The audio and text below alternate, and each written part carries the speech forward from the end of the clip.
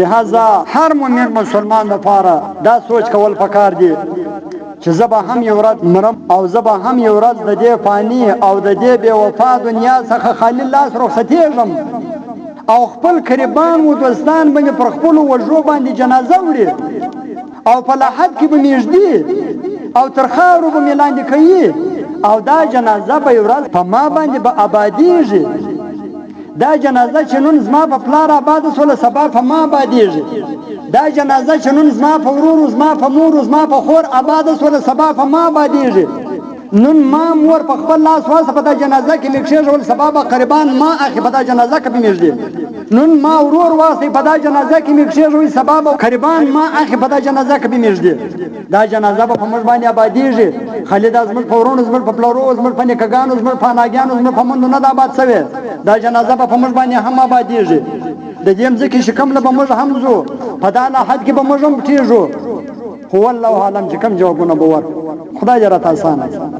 د موږ څخه مخکې چې کللي هغو خوا دې دا ترخه غړپونه تېر کړي موږ ته ډېر ترخه غړپونه ګوري الله دې راباندې اسانه کړي. نو د هر انسان دپاره د هغه اوږد سفر دپاره داسې سوچونه کول پکار دي چې زه هم مرم زه هم ځم دا جنازه په ما آبادېږي. نن ځوان یم سبا به زم سپین ږیری نن زما په خوله کې 2 غاښه دي سبا به زما په خوله کې مې یو غاښ نه وي. نن زما سترګې دید کوي پښین وینم سبا به دې ټیم راشي بیا مخ ته به مې کتاب پروت هغه به نه وینم. نن مې دماغ کار کوي د خلکو فیصلې کوم سبا به د بل په خبره نه پوهېږم. دا روان دي پر هر انسان باندې راځي دا د دنیا زندګي. د حضرت بهلول یو واقعه درته بیانوم. بهلول دانا د هارون رشید باچا په زمانہ کې یو بزرګ تیر شوی دی چې بهلول یو معذوب الحاله او بزرګ انسان وو او هارون رشید باچا و د زمانه. نو د هارون رشید دربار له بهلول ډیر راتلی. نو هارون رشید به پرده باندې مسخره کولې یعنی هارون رشید به د سره خپل طبيعت ارسته کوي طبيعت به پر سموي صدقه په خپل دربار کې. خو بهلول کڅه هم په ظاهره کې مجذوب الحاله او لیونی ښکار کېدی خو لیکن په حقیقت او باطن کې به هغه ډیر د حکمت ډکی او شایسته خبرې کولې. خیر خو یو ورځ بهلول دانه د هارون رشید و دربار ته رالی. نو هارون رشید باچا میوه خوري او په لاس کې یوه چاړه ده. نو هارون رشید د خپل طبيعت ته سمېدو په خاطر و بهلول ته وایي چې ای بهلول زما د تا څخه یو درخواست دی نو دا درخواست کدي قبول کړه. بهلول ورته وایي چې راته ووایه کوم درخواست دی دا درخواست ماته راوښیه څه درخواست دی. نو هارون رشید په جواب کې ورته وایي چې بهلول دا چاړه به طور امانت در سره واخه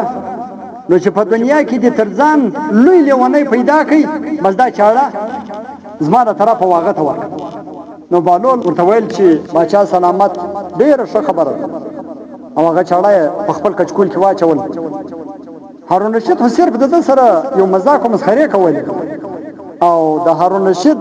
مقصد دا و چې په دنیا کې خو تر تا لوی لیونی نشته نو په دې خاطر یې دا چاړه بهلول ته ورکړه چې نه ته غټ لیونی لوی لیونی ته.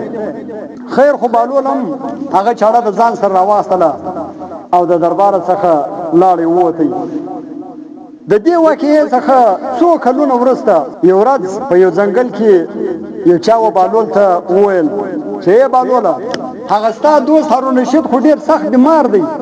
او ته دومره بې وفا یې تر اوسه د هغه پوښتنې ته نه یې ورغلی د هغه عیادت ته نه یې ورغلی. نو د هغه عیادت خو به دې کوئ د هغه پوښتنه خو به دې کوله. نو فوراً بهلول دانا په منډه د هارون رشید د پوښتنې دپاره د هارون رشید دربار ته رالی. هارون رشید چې ولې پروت دی چې ای امیر المؤمنین څنګه. نو هارون رشید باچا په جواب کې ورته وویل چې ای بهلوله څه حال مې پوښتې لوی سفر مې مخته دی او ډېر ورته وارخطا یم.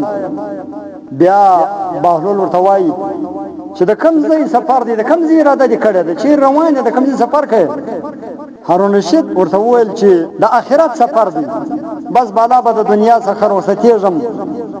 د دنیا څخه بالا روان یم. بیا بهلول ورته وویل چې باچا سلامت نو بیا به بیرته څو ورځې بعد راځي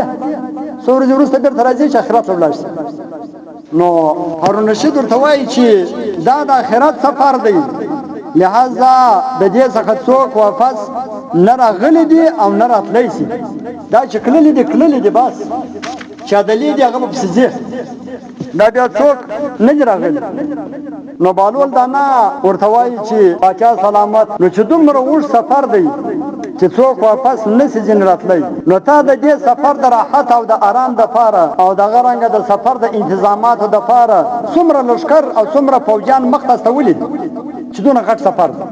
هارون رشید ورته وایي بهلوله ته خو هغسې لیونی او د لیونیانو خبرې کوي دا د آخرت سفر دی البته په دې سفر کې نه څوک د چا سره ځي او نه لښکر و فوج و عسکر د انسان سره ځي بلکې هر انسان به هلته یکې تنها سفر کوي بس هلته فوجیان موجیان نشته نو بیا بهلول دانا ورته وایي چې باچا سلامت نو چې دومره لوی اوږد سفر دی چې انسان واپس هم نه راځي او د هغه سفر د انتظاماتو دپاره د هیڅ عسکر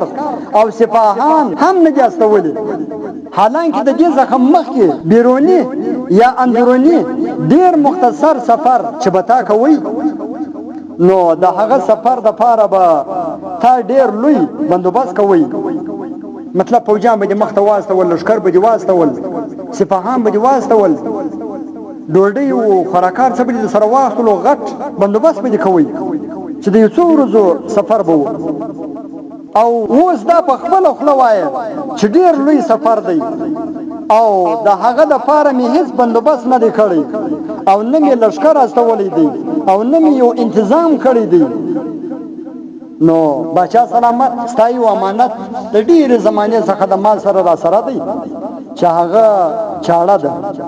تا و ما ته راکړې وه او تا و ما ته دا ویلي وو چې تر ځان لوی لیونی پیدا کې نو دا چاړه زما د طرفه و هغه ته په هدیه کې ورکړه نو لہذا زه خو د هغه وخته څه بیا تر نن ورځې پورې ډېر وګرځېدم نو ما ته تر ځان لوی لیونی په دنیا کې ته راته ښکاره شي ته لوی لیونی پر ما نو لہذا دا چاړه او دا امانت ستا دې مبارک هغه ولې په دې وجه چې ما به لیدل چې په دنیا کې به دې صرف د 2-3 ورځو سفر کوئ یو ادنا سفر به دې کوئ نو تا به په میاشتو مخکې د هغه سفر دپاره تیاری کوله یعنی د خوراکي مکمل سامان خیمې لښکرونه فوجیان او لارې به دې صفا کولې دا به دې مخته استول او بیا به وروسته ته ورتلې لیکن اوس په خپله دا وایه چې دا ډېر اوږد سفر دی چې انسان د دې سفر څخه نه راځي او نه راتلی شي او د داسې هیبتناکه سفر دپاره د هیڅ تیاري هم نه ده نیولې هغه دې هم نه ده کړې نو لہذا ته و ما ته تر خپل ځان ډېر لوی لیونی ښکاره شو غټ لیونی ته نو ځکه هغه امانت بیرته واپس تا ته سپارم چاړه ورته کښېښول بهلول دانا ورته ناست هارون رشید وژړل ډېر یې وژړل چې دی و مرګ ته نږدې و قریب المرګ و ویې ژړل چې دا د بهلول دانا خبرې واورېدلې ولې ځکه هغه ډېره د درد ډکې خبرې وې نو په دا ژړا کې ورته وایي چې ای بهلوله تا رښتیا او حقیقت خبرې وکړې ځکه ټول عمر به ته موږ لیونی بللې لیکن حقیقت دا دی چې نن تا د حکمت ډکې خبرې وکړې موږ حالانکه ته لیونی بللې تر اوسه پورې لیکن ته لیونی نه ته د حکمت ډک انسان یې واقعا هم موږ دا ټول عمر ضایع او عبث تیر کوي او د آخرت د سفر دپاره مې هیڅ تیاري ونه کړه هارون رشید دا لته ژړل په دغه ژړا کې بهلول دانا د ده څخه رخصت واخیستی چاړه یې ورته کښېښول جمله چې غټ لیونی ته په بچي خطا وتلی وې پای 15 ورځې په عسکر و په 15 ورځې په پوش خطا وتلی وې پای خطا وتلی وې پای بنګلو خطا وتلی وې پای دنیا او پای پیسو پای بانکو خطا وتلی وې دا چیشته پیسه چیشته مال چیشته مځکه چیشته نن ورڅه په هر ځای کې ودرېږي د حکومت د مځکو د کیسو والا به ډېر زما وټل دی زما دکان دی په قرآن چې په خدای چې والله چې بس قسمونه قرآنونه دوکهبازي دا څه کوي په دغه کې دنیا مړه شول کیسونه شروع دي مړه نو نه هغه کیسونه و زمنان د پاتې زه په خبرم پډیو دا مزګه ته نه حقیقت ولې معلومه چې ما دا یا نه اصل چې ګسر دا حکومت ته ته درکې ته خدای د مزګه ته څه کتاب لیکلی غالبا حدیث به چې یو څوک یو انچ مزګه قبضه پر ولګي بس دا د پاره په دنیا کې بل دی یو ګناه ضرورت هم نشته بس دغه بس ورځ د قیامت دغه عذاب بس